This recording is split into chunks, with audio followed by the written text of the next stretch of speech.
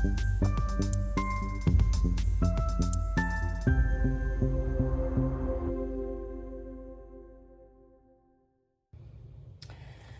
I'm going to be working on a project for my kids. They are going to be canvas Halloween bags for them, and it is after Halloween, but I saw this idea on Instagram, and I wanted to do it before I kind of forgot about it or it got too far away from me, and this way they'll have it for next Halloween.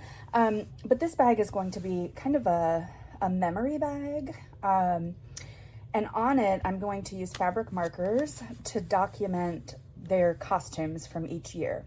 The idea I saw on Instagram was a woman had those plastic Halloween pumpkins, and she, all the way around it, wrote her kids' Halloween costumes. But in the comments, somebody suggested a canvas bag, and I really liked that. So I've got my fabric markers, which I have never used, so we'll see how that goes. And I've got my 3 canvas bags for my 3 kids, and I'll post a link to the materials I got from Amazon in the description.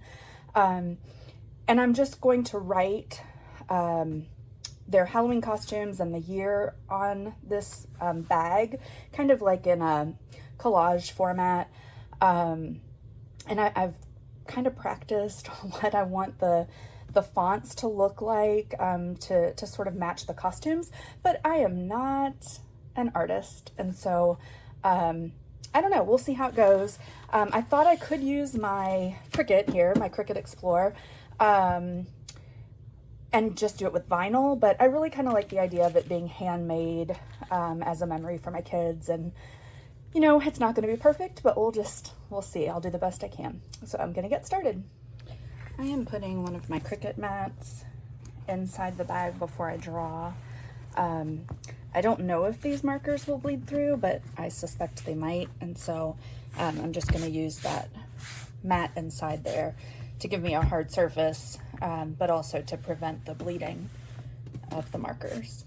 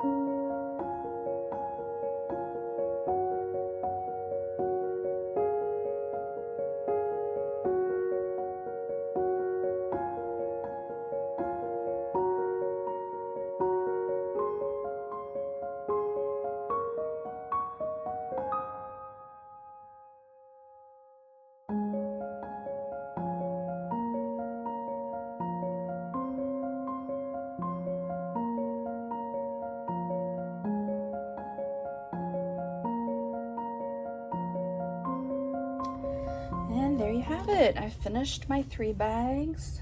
Learned a few things as I was going. Obviously they are not perfect because I was just drawing, and as I said, I'm not an artist, but I think they're cute, and I like that, you know, I tried to kind of match the fonts as much as I could to the character.